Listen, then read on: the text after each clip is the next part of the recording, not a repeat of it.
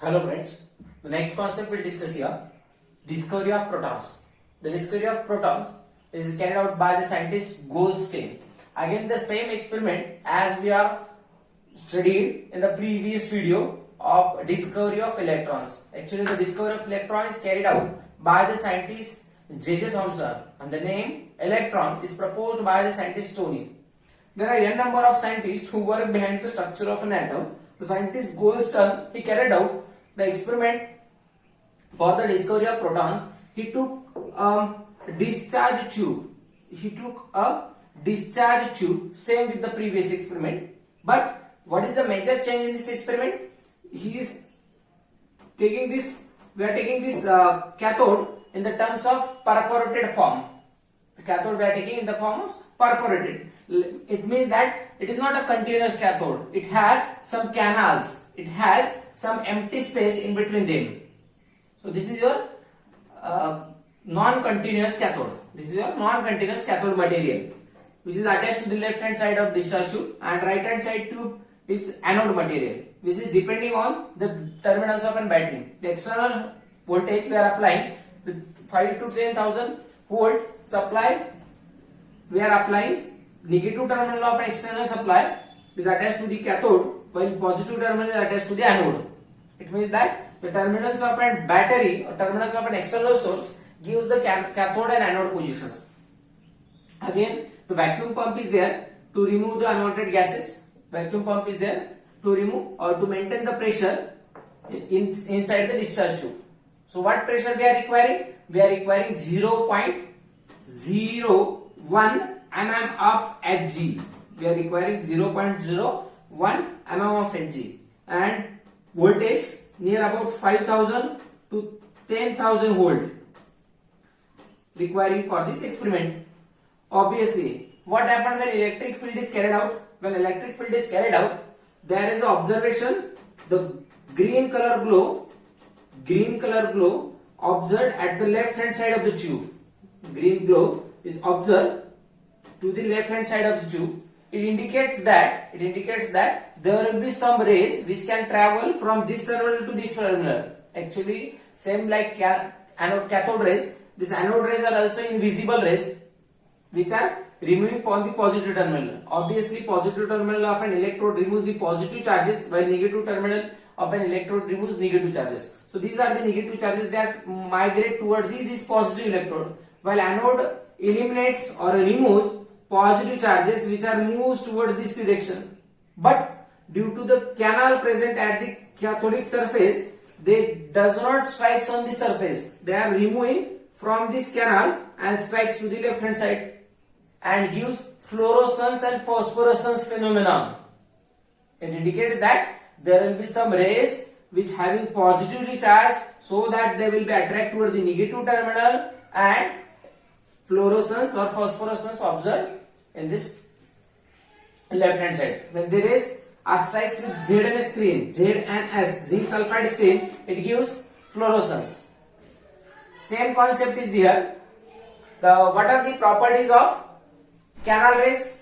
Basically, this rays eliminated from cathode, rays eliminated from anode, or rays removed from the anode called as anode rays. Anode rays are also called as canal rays. Anode rays are also called as canal rays. So why anode rays are called as canal rays? Because they are eliminating from anode and they are passing from canal and strikes to the left hand side. They are passing from the canal, so it is called as canal rays. So what are the properties? First, the rays will be travel in straight direction. The rays will be travel in the straight direction. What are the properties? First, straight direction.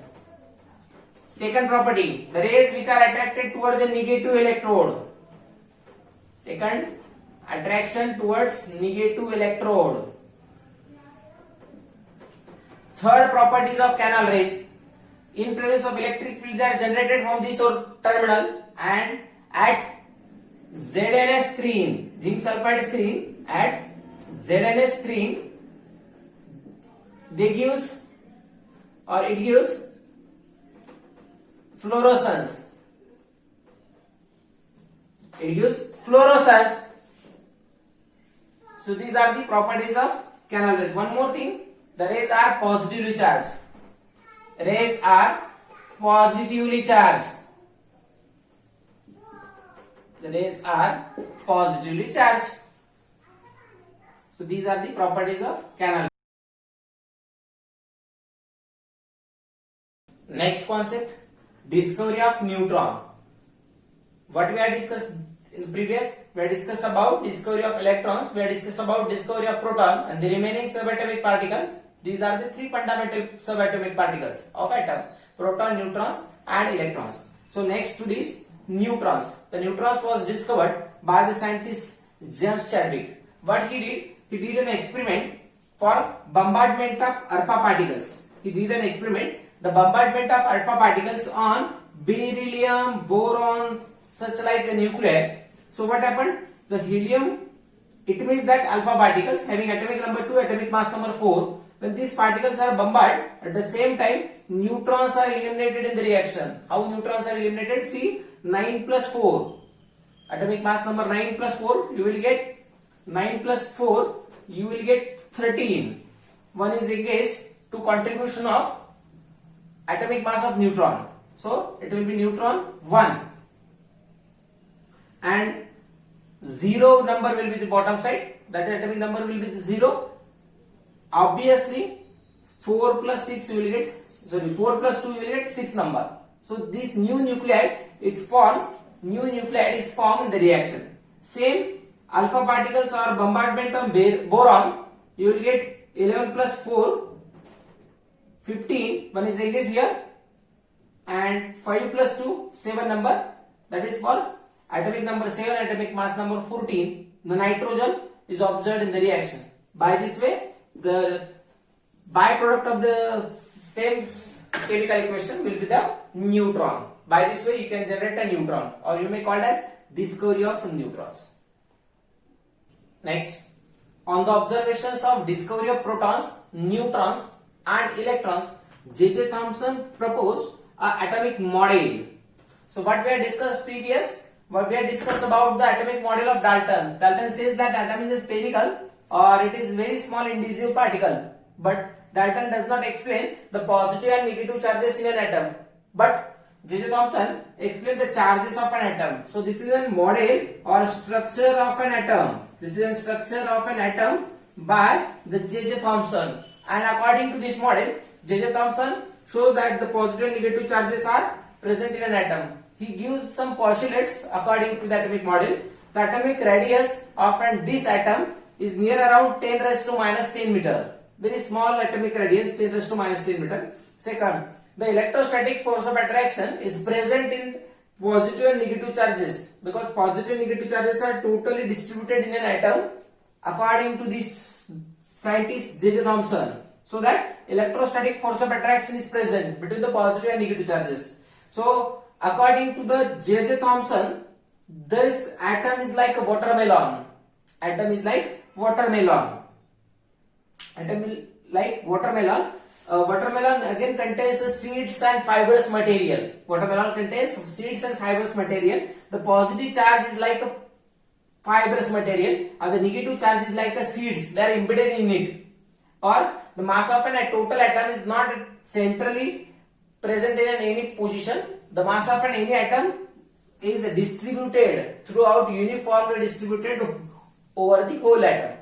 These are the postulates, these are the points or assumptions of Thomson atomic model. Thomson also awarded a Nobel Prize for the atomic model in 1906.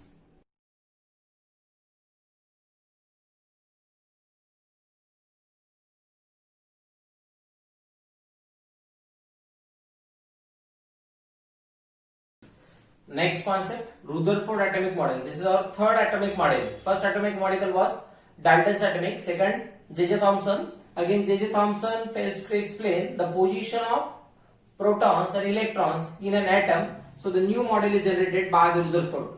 Dalton says that atom is a very small, which cannot be divisible. But charges is not explained. Again, J.J. Thomson comes into the role. J.J. Thomson says that atom is spherical but it contains positive negative charge, but it does not explain the position. But the next scientist, Rutherford, he said that he generated one experiment, or he carried out one experiment, and then experiment will see the construction. The experiment is called as Rutherford alpha ray scattering experiment. So what is the name of experiment? Rutherford alpha ray scattering experiment. Alpha ray scattering experiment. So what is the alpha ray scattering experiment? We'll see the construction. Initially he took a alpha ray source. He took an alpha ray source for a generation of alpha particles. Alpha particles are also called as helium. Atomic number 2, atomic mass number 4. In the central side there is a gold foil, very thin gold foil he took for the experiment. Near around gold foil having thickness is 100 nanometer. 100 nanometer thickness, very thin gold sheet he took, and around this gold foil he took a ZN screen, zinc sulfide screen, for the scattering phenomenon. So initially the alpha rays when alpha rays are strikes on a thin gold foil, gold is also called as Au. Au means aurum. The name of scientist aurum who discovered this gold. So aurum, the alpha particles are strikes on the aurum, and the number of rays, or the rays will deviated in the number of directions. The number of rays will be observed in the different types of directions. So most of the alpha rays are going toward the straight direction. Some of the deviated with the minimum than 90, some of the deviated from maximum than 90, and very few alpha ray comes back. So what was the observations of this Rutherford? Rutherford says that if this is your atom is very small, and in atom the nucleus is again very small as compared to the size of what I am telling. Just look into the matter. As compared to the size of atom, the nucleus is very small. Very small. So that according to the observations of Rutherford, out of 8,000 alpha particles, one alpha particles deviated minimum than 90 degree. Deviated minimum than 90 degree. Out of 30,000 alpha particles, one alpha particles deviated maximum than 90 degree. So these are the deviations: maximum than 90 degree, minimum than 90 degree, and most of the rays goes straight line directions. Or this is come back, some of the rays will be come back. Out of 10 millions, one alpha particles is comes back. Why very few rays? Out of 10 million rays, one rays comes back? Because the nucleus is very small. When some of the rays will strikes with the shell, it will be deviated to this angle. Some of the rays will be strike to this, deviated to this angle. Very few rays comes back because nucleus is very small. So that very few particles will strikes in the nucleus and comes back. But most of the alpha particles goes in the straight direction. Rutherford also says that one of the postulates of Rutherford model, as compared to the atom, the size of nucleus is very small, and maximum empty space, this is your empty space, maximum empty space is observed in the nucleus, so that the rays will be directed in the straight line pattern. Maximum rays will be directed or passed through the atom. Maximum rays will be passed through the atom. So these are the two diagrammatical explanations. So two diagrammatical representation explains the Rutherford atomic model.